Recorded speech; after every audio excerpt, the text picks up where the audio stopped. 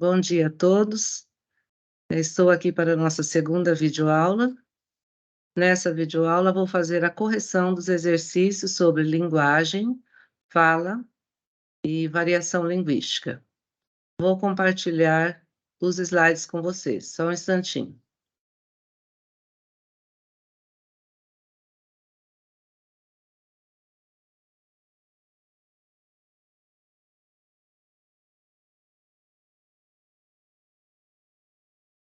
Bom, então aqui nesse primeiro quadrinho, nós temos o Garfield. O Garfield está interagindo com o seu amigo humano. Então, vocês podem observar aqui primeiro o Garfield mexendo no mouse, depois ele vai para uma rede, fica ali descansando, seu amigo chega, o amigo quer deitar na rede para ler o livro. Diz fora, mas ele não quer sair. Por fim, ele sai, o amigo deita, mas ele continua insistindo. E aqui nesse último quadrinho,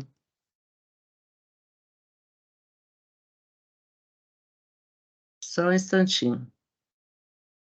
Nesse último quadrinho, nós vemos que os dois acabam brigando por causa da rede, ok? Então vamos à pergunta. Sobre a tirinha de Garfield, é correto afirmar que a linguagem verbal é o elemento principal para o entendimento da tirinha? Não, não é principal, porque nós temos também uma outra linguagem aqui, que é a linguagem não verbal. O uso da linguagem verbal não faz diferença para a compreensão da tirinha? De forma alguma. Temos o uso das duas linguagens, tanto da verbal quanto da não verbal. O uso simultâneo das linguagens verbal e não verbal colabora para o entendimento da tirinha? Sim, com certeza. Então, aqui nós temos tanto a linguagem verbal, que são as palavras, olha, nós temos aqui fora, temos aqui slash, que mais para frente vocês vão aprender que isso é uma onomatopeia. Aqui também o clique do mouse, certo? Fora isso, nós temos a presença da linguagem não verbal, que são as expressões do rosto, os gestos, os desenhos, aqui o amigo mostrando a língua. Então, tudo isso contribui para o entendimento da tirinha. Sendo assim, a alternativa correta é a alternativa C. Vamos só ler a letra D. A sequência cronológica dos fatos relatados nas imagens não influencia na compreensão da tirinha, de forma alguma.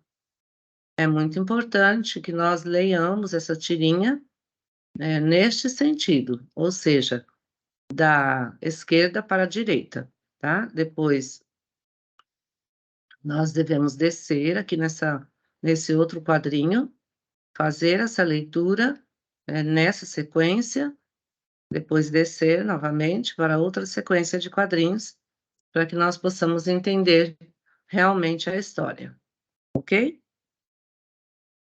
Vamos para o próximo exercício. Nesse próximo exercício, o que é que nós temos? Nós temos aqui uma questão da UERJ, né, que é a Universidade Estadual do Rio de Janeiro.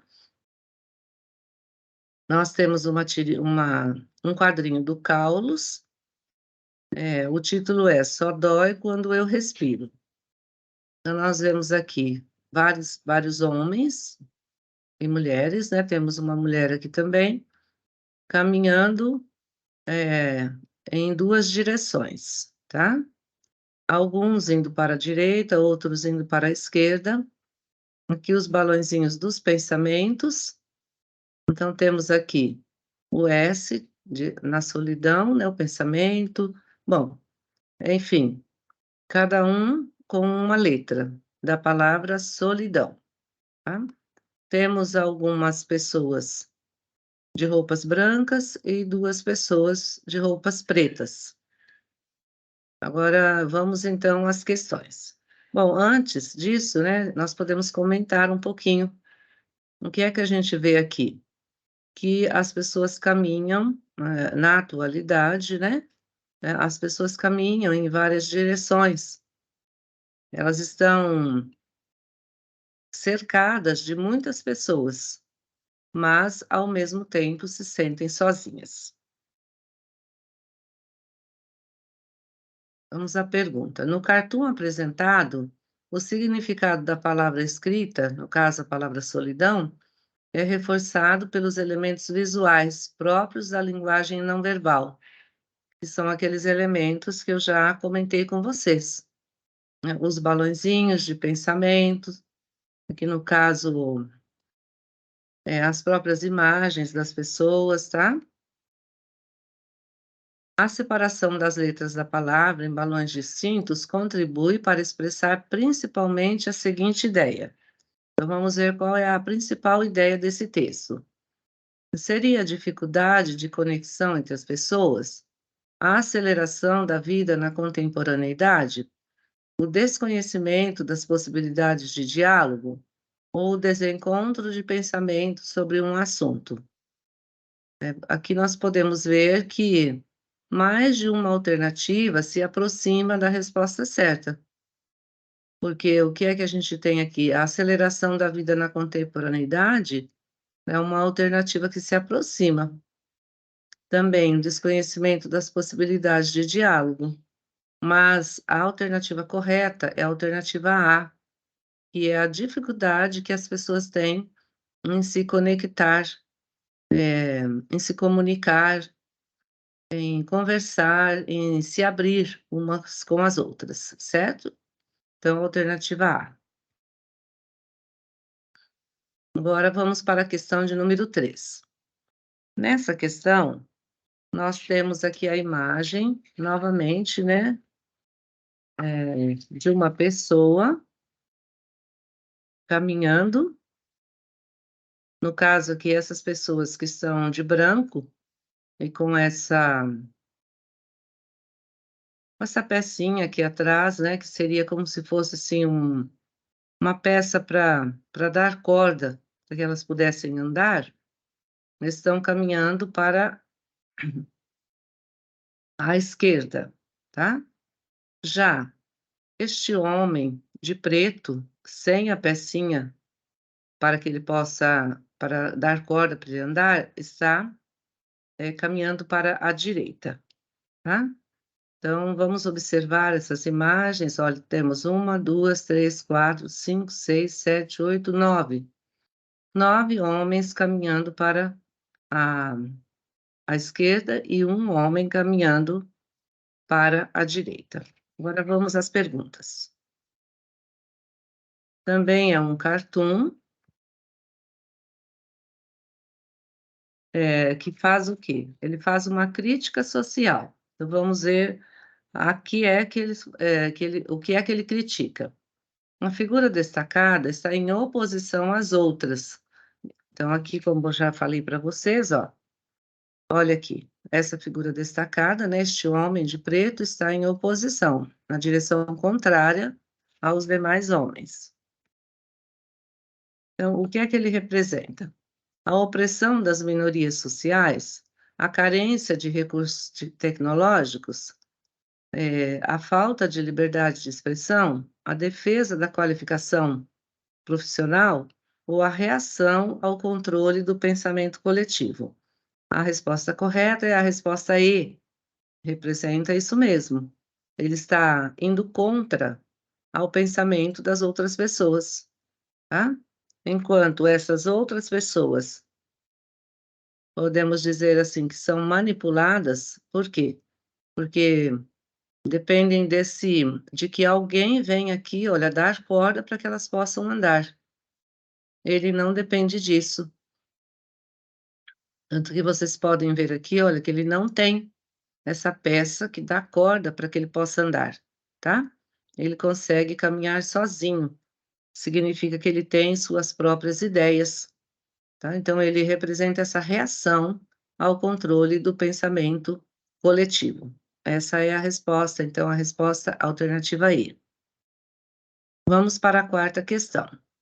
Aqui nós temos 2 textos, tá? Um texto totalmente verbal, que é esse aqui, onde possui só palavras e alguns números. Um texto, totalmente não verbal.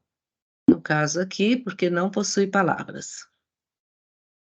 Vamos fazer a leitura do primeiro texto. Esse texto é do Enem 2010. O chamado fumante passivo é aquele indivíduo que não fuma, mas acaba respirando a fumaça dos cigarros fumados ao seu redor. Até hoje, discutem-se muitos efeitos do fumo passivo, mas uma coisa é certa: quem não fuma não é obrigado a respirar a fumaça dos outros. Não sei se vocês concordam, mas eu concordo com essa reportagem aqui do Terra.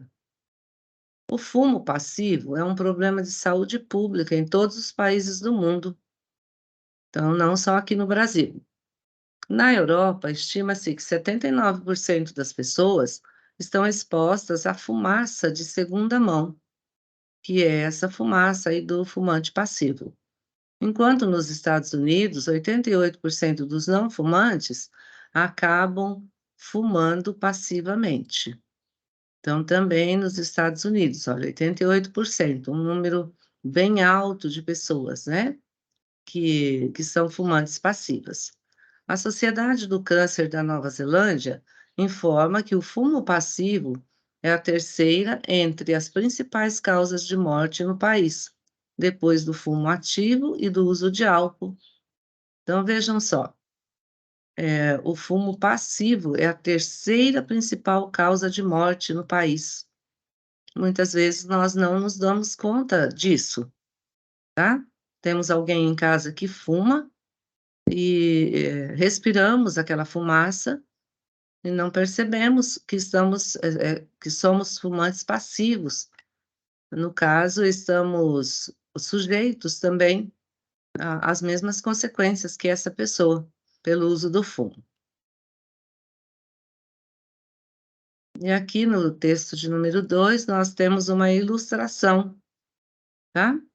Uma ilustração que é uma charge, né, desse fumante passivo. Olha aqui, o fumo, inclusive ele aparece aqui, né, até de uma forma bem, aterrorizante, como se fosse a própria morte, atacando o fumante passivo, aquele que não fuma, mas que está sendo prejudicado por aquele que fuma. Vamos às perguntas agora. No caso aqui é a questão de número 4, tá?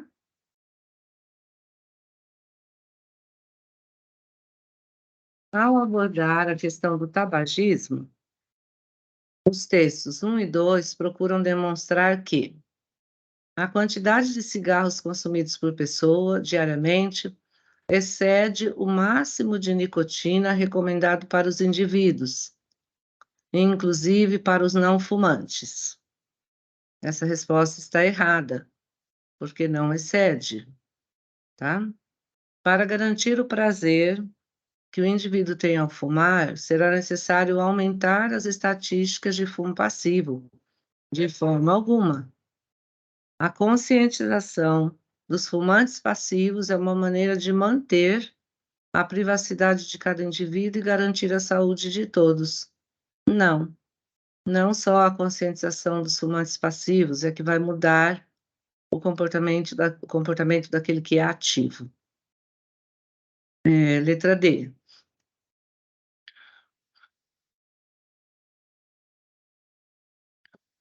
Os não fumantes precisam ser respeitados e poupados, pois esses também são sujeitos às doenças causadas pelo tabagismo. Essa que é a alternativa D. Mesmo assim, vamos ler aí. O fumante passivo não é obrigado a inalar as mesmas toxinas que um fumante, portanto, depende dele evitar ou não a contaminação proveniente da exposição do fumo. Ele não é obrigado a inalar, mas não depende só dele, depende também do fumante ativo, tá? Esse fumante ativo também precisa se conscientizar que ele deve fumar bem distante das outras pessoas que não são fumantes. Então, a alternativa correta, a alternativa D. Agora vamos para uma questão que fala sobre a norma culta. Então, o que é a norma culta? É a norma padrão de uma língua. É a norma, é a forma de se usar a língua de acordo com a gramática da língua portuguesa. Qual a expressão a seguir pode ser considerada um exemplo de uso formal da língua? Isto é, um uso a partir da norma culta. Vamos ver a primeira. Tô com fome. Aqui nós temos essa palavra tô. O que significa esse tô? Uma abreviação do verbo estar. Na norma culta, formal, o que é que deveria aparecer aqui? Estou com fome. Então, essa alternativa aqui não está correta, está errada. Alternativa B. Ontem estive observando suas ações enquanto trabalhava. Aqui nós temos todas as palavras empregadas de acordo com a norma culta. Não temos nenhuma abreviação, não temos nenhuma variação linguística. Variação linguística seria assim: uma palavra escrita de acordo com o lugar onde a pessoa mora, ou de acordo com a sua formação intelectual. Não temos isso. A alternativa correta é essa, a letra B. Na letra C, em té. Então, esse em té aqui, ele não está usado de acordo com a norma culta, mas sim de acordo com a linguagem coloquial. E também representa uma variação linguística. Por quê? Porque esse em té é próprio da linguagem caipira, né? Dessa variação caipira, que não deve ser discriminada, tá? Então, significa até. Estou esperando você para sairmos. Essa também não é certa, porque nós temos aqui uma abreviatura da palavra para, no caso, né, que está escrito como pra, que é a forma como nós falamos. Então, a forma da linguagem coloquial. Me empresta o lápis para mim escrever. Aqui nós temos esse me no início da frase. Então, isso aqui também não é aceito pela norma culta. O certo seria dizer: empresta-me o lápis. É claro que na linguagem falada, coloquial, nós usamos dessa forma. E aqui acontece um erro mesmo um erro gramatical, né?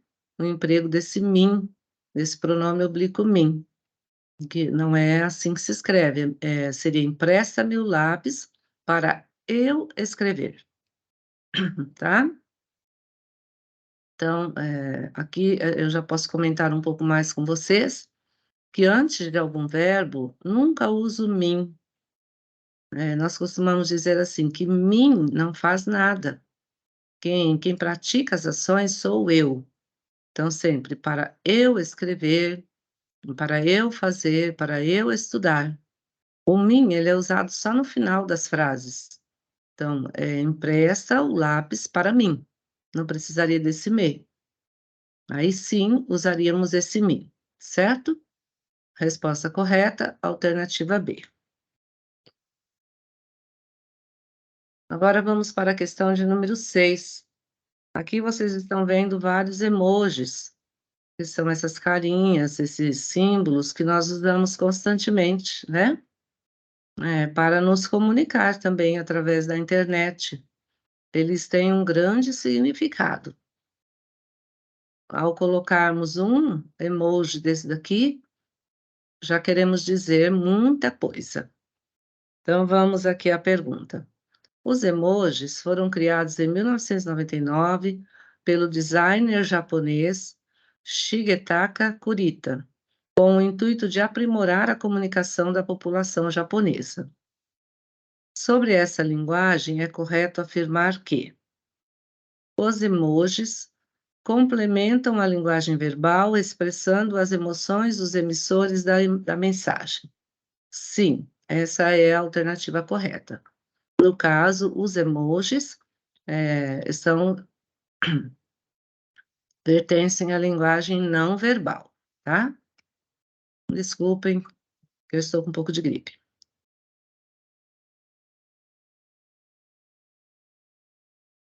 Eles são um exemplo de linguagem não verbal, mas complementam a linguagem verbal, que é a linguagem escrita.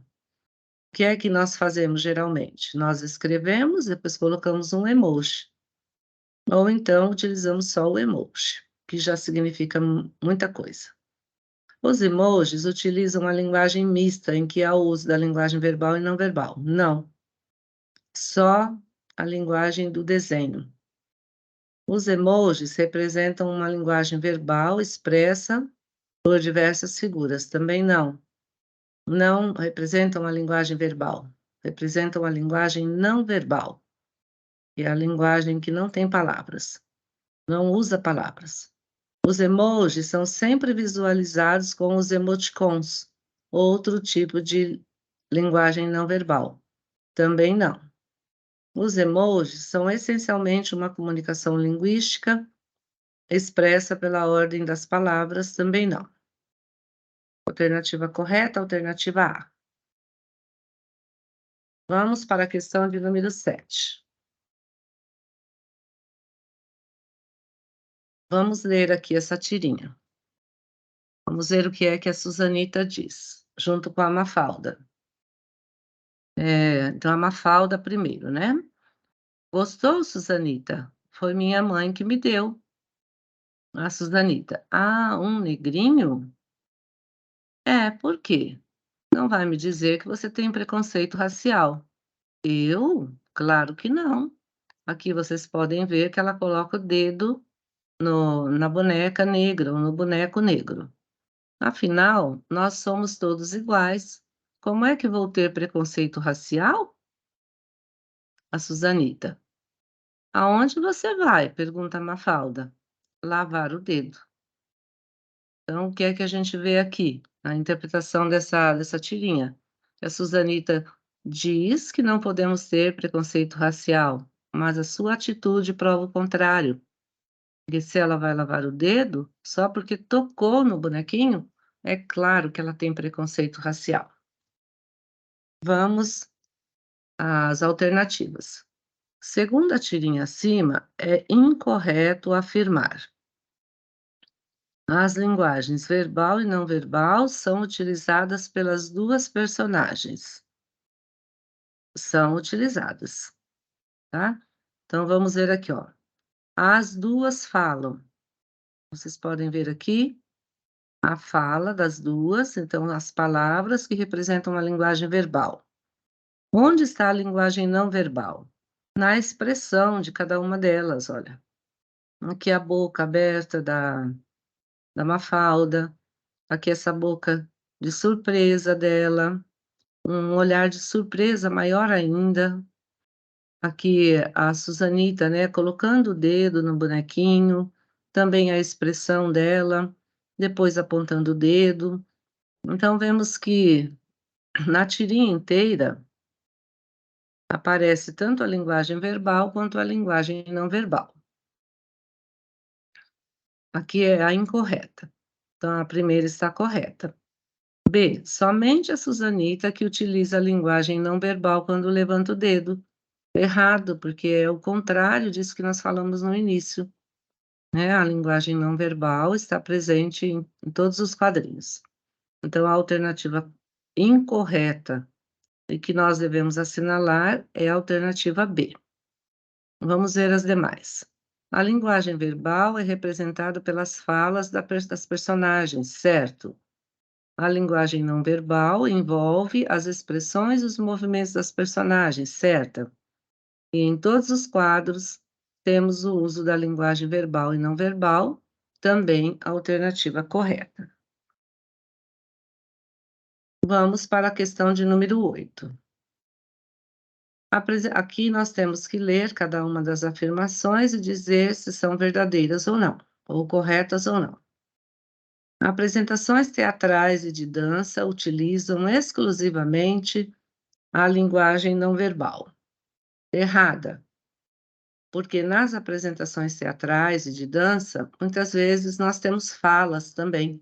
No caso do teatro, sempre, eh, vamos dizer assim, 90%, 80% das peças teatrais possuem fala. Existem algumas peças que não possuem fala, mas a maioria possui. Então essa alternativa está errada, essa afirmação, né. As esculturas são uma forma artística de comunicação não verbal, correto? No caso, as esculturas não possuem fala, só mesmo ali o objeto sendo representado. As revistas e os jornais são exemplos de meios que utilizam a linguagem verbal e não verbal, correta. E nas revistas e nos jornais nós temos palavras e temos também, ilustrações. Então vamos ver aqui qual é a alternativa correta, é a alternativa D, que possui as afirmativas 2 e 3, certo? Então alternativa D. Vamos para a penúltima questão.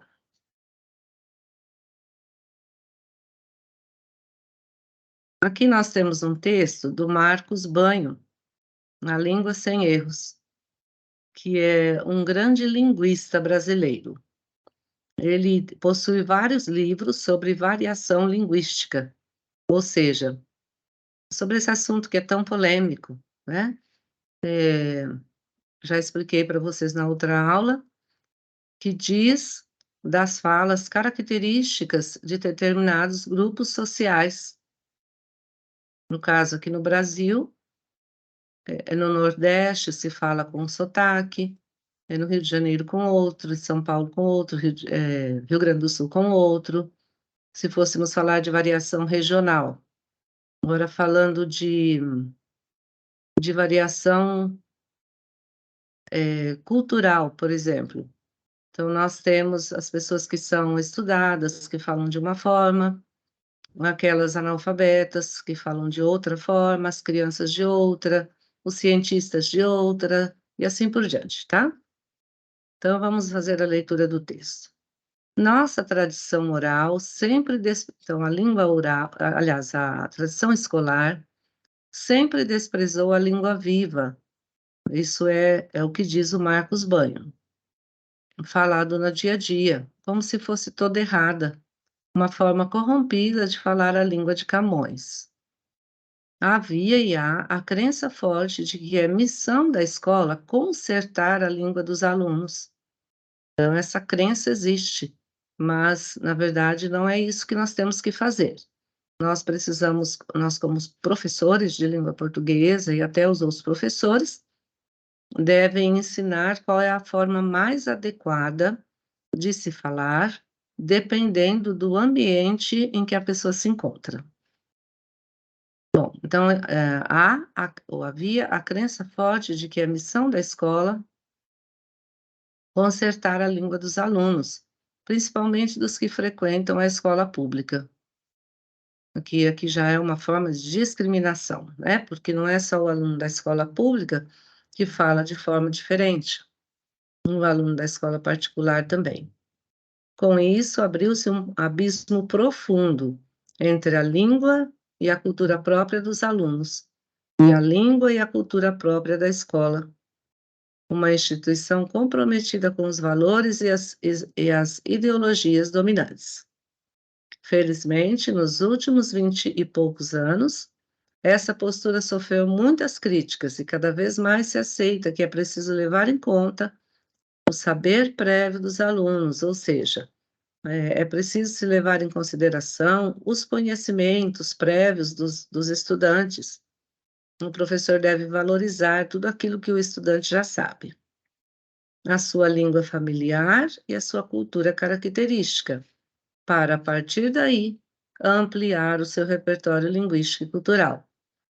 Então, o professor deve sempre perguntar o que é que o aluno já sabe, para, a partir desse conhecimento prévio, acrescentar algo mais ao conhecimento do aluno. Vamos à questão. De acordo com a leitura do texto, a língua é ensinada na escola. Então, vamos ver o que é que a língua ensinada na escola faz. Ajuda a diminuir o abismo existente entre a cultura das classes consideradas hegemônicas e das populares? Não, não ajuda, nem sempre ajuda. Porque o que é que muitas vezes acontece na escola? Não sempre, mas muitas vezes. Uma crítica à língua dos falantes populares. Letra B. Essa língua ensinada na escola deve ser banida, ou seja, deve ser eliminada do ensino contemporâneo? Claro que não. Esse ensino contemporâneo que procura basear-se na cultura e nas experiências de vida do aluno jamais deve ser eliminada, retirada. A língua ensinada na escola precisa enriquecer o repertório do aluno, de acordo com o texto? Sim, com certeza. Valorizar o seu conhecimento prévio? Respeitar a sua cultura de origem? Sim. Então, a alternativa correta, letra C. A língua ensinada na escola tem como principal finalidade cercear as variações linguísticas que comprometem o bom uso da língua portuguesa, ou seja, banir, eliminar? Não. As variações linguísticas devem ser valorizadas. A língua ensinada na escola torna-se, na contemporaneidade, o grande referencial de aprendizagem do aluno, que deve valorizá-la. Bom, sim, é o grande referencial do aluno, mas ele deve valorizá-la em detrimento da sua variação linguística de origem, ou seja, deve valorizar mais essa língua ensinada na escola e se esquecer da variação linguística de origem? Não. Ele deve valorizar as duas, tá? A alternativa correta, a letra C. Vamos para a última questão.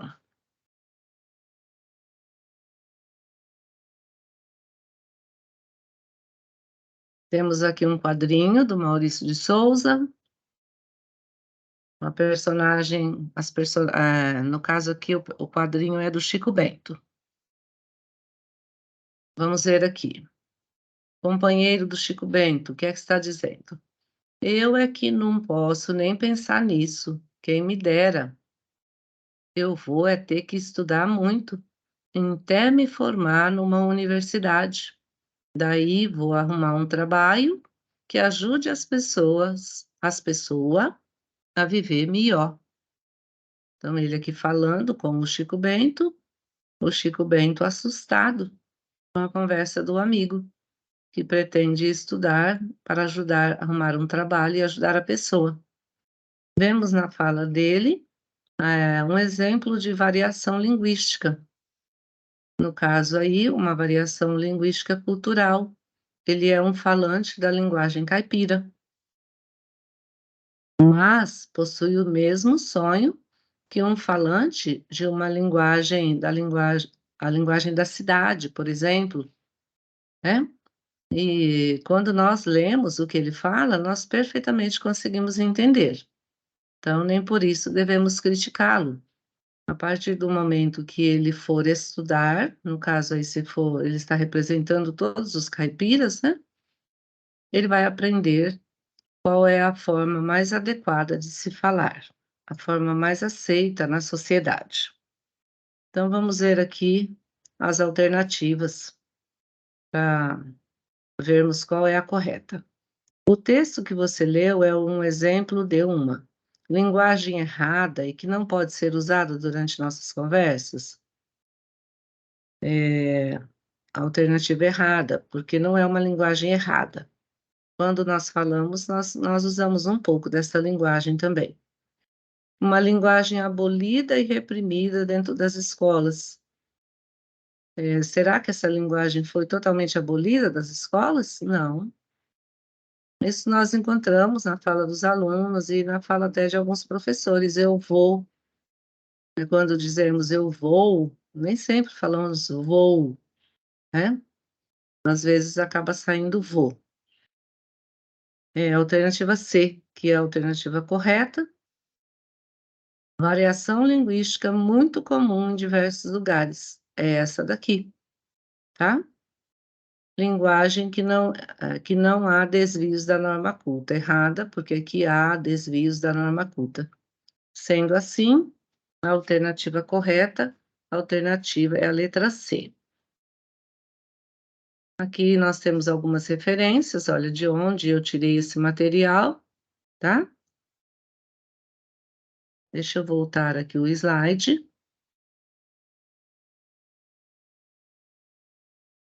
Então, sendo assim, encerramos essa aula de hoje, né? Eu encerro a correção dos exercícios e na próxima semana vou postar uma outra videoaula.